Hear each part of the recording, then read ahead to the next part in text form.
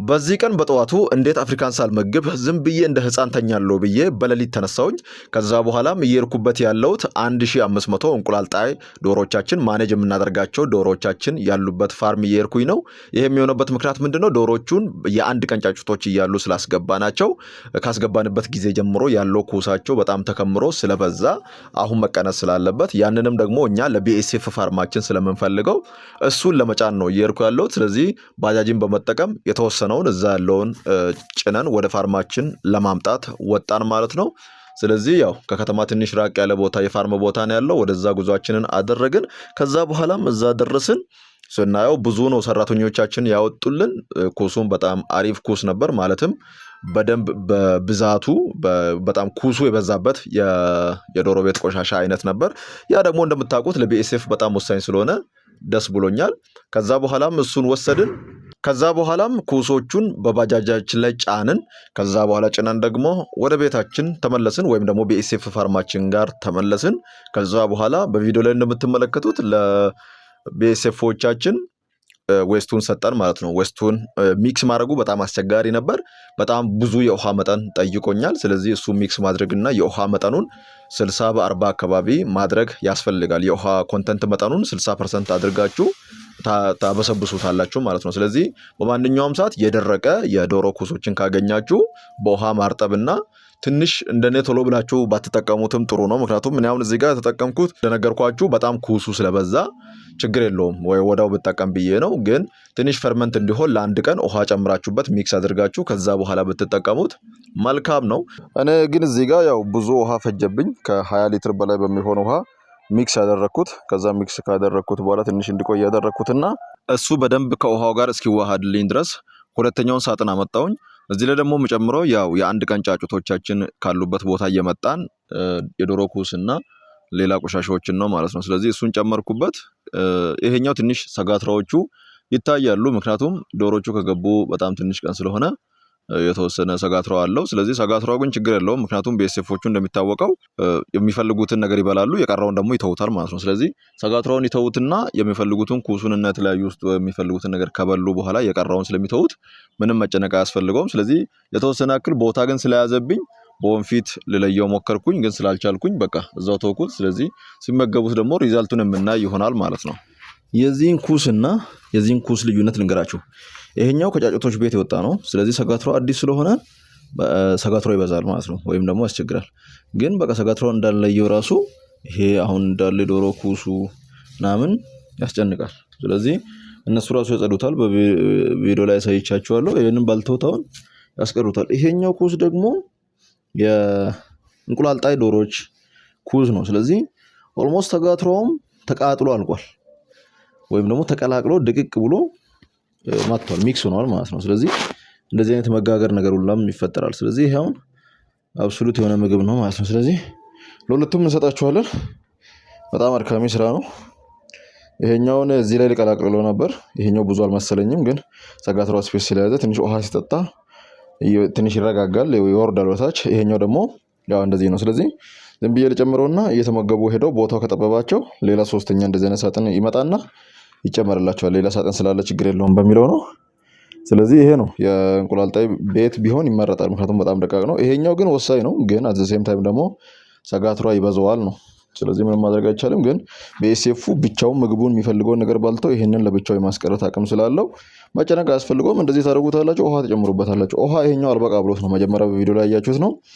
ይሄኛውን ደግሞ የዚህ ማጣጣትም ደግሞ ሌላ ስራ ነው። ስለዚህ ቤኤስኤፍ ምግቡን ከመመገቡ በፊት የእርጥበት መጠኑ ቢያንስ ወጥቷል። እንደዚህ ትንሽዬ መጠን ውሃ ቢኖረው ይመረጣል።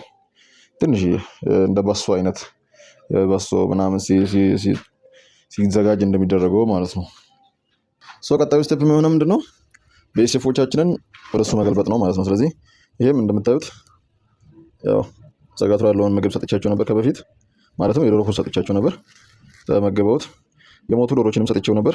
ይኸውላችሁ የሞተ ዶሮ እንደዚህ ነው የሚያስቀረው ቤኤስኤፍ። በቃ አጥንቱ ነው የሚቀርው፣ ሌላ ምንም ነገር አታገኙም። ይሄ ቤኤስኤፍ ቅርብ ጊዜ ያሳየኝ ጉር ነው። በቃ አጥንት 3 ይኸውላችሁ፣ ምንም ነገር የለም። እንደዚህ ነው። እዚህ ጋር ላባ ምናምን ልታገኙ ትችላላችሁ። ከዛ ውጪ ምንም ነገር አታገኙም ማለት ነው። እንደዚህ ያበሉት እንግዲህ እነዚህ ትናንሽ ቤኤስኤፎች ናቸው። ትላልቆቹ ምን ሊያደርጉት እንደሚችሉ መገመት ትችላላችሁ። ስለዚህ እዚህ ውስጥ በብዛት የለንም። እዚህ ውስጥ ዋናው አለን።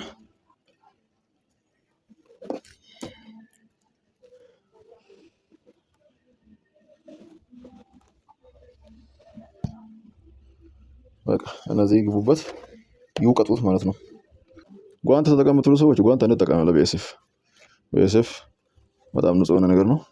አሁን ምግቡን ከመስጠታችን በፊት አንዳንድ ጓንት እንጠቀማለን። ምግቡን ስለምንፈራው ባክቴሪያ ምናምን ቢኤስኤፍ ጋር ከተበላ በኋላ ግን ደስ እያለን ነው የምናገላብጠው ማለት ነው።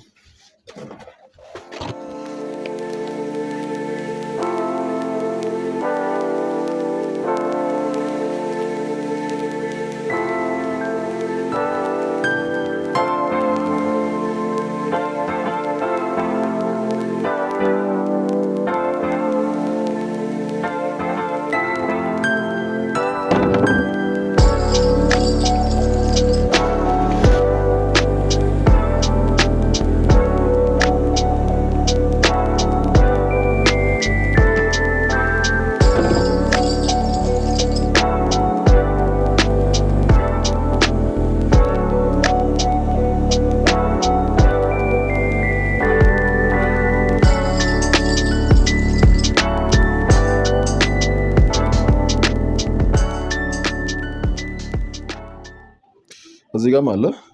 እሱንም ወደዚህ መጨመር እንችላለን። ግን ያው የእግር እንዳለ አሉ ውስጥ ያኛውን ደግሞ እዛኛው ውስጥ እንጨምረዋለን ማለት ነው። ስለዚህ ይሄንን እዚህ ላይ ሊደረብ ስለሆነ በጊዜያዊነት ስለምጠቀመው ይሄን ክፍል እዚህ ላይ ጨምርበታለሁ ማለት ነው። እዚህ ላይ አስቀምጣለሁ። ይሄንን አንስቼ ይሄንን እዚህ ላይ አስቀምጣለሁ። እንግዲህ እነዛን አስተካክለናል። ከታች ያለው ገብቶለታል፣ ይሄም ገብቶለታል። እነዚህ ትላንትና የሞቱ ዶሮዎች ናቸው። ግራ መንገዳቸውን ይብሉት ብለን ነው አጥንት ብቻ እንደሚያስቀሩ ነግራቸዋለሁ። ከዛ እዚህ ጋር የ5 ቀን አለን ማለት ነው። የ5 ቀን አያቸዋቸው እንዴት ደስ እንደሚሉኝ። 5 ቀን በጣም ትንሽ ይመስላሉ፣ ግን እነዚህ ብዛታቸው ማለት ነው እንግዲህ በቁጥር ራሱ አይታወቅም። ዞሮ ዞሮ ለነሱ ፊድ አዘጋጅቼላችኋለሁ። ይሄው ሙሉ ዛሬ ፓኬጅ ጨርሰናል ማለት ነው። እዚህ ጋርም እንቁላል አለን። እዚህ ውስጥ የሚያገር የ5 ቀን ይኖረናል ከ3 ቀን በኋላ። ስለዚህ ይሄንን ዳይሬክት ጨመርኩት ማለት ነው። ከነፍራሱ ነው የምጨምረው ብዙ ጊዜ፣ ምክንያቱም መለየት አይቻልም በዚህ ጊዜ ላይ። እያችሁ እነዚህ ነገሮች አሁን አይወደዱ። ከዛ እናንተ በተን ታደርጓቸዋላችሁ። ያው በጣም ይጠባል ይሄ ዕቃ ቃለው፣ ግን ያው ልክ በላ አድርገው እነሱ ሞቅ ሲያደርጉት we are going to change for them። በቃ ይሄንን ይመስላል እንግዲህ። ይሄ ነው በቃ አንዴ ስትሰሩ እንደዚህ ነው። በዚህ ሰዓት ነው ሰራተኛ የሚያስፈልጋችሁ። ብቻዬን ነው ይሄንን ታግዬ እዚህ ላይ ወጣሁት እና እጃችሁ መታጠብ እንዳትረሱ።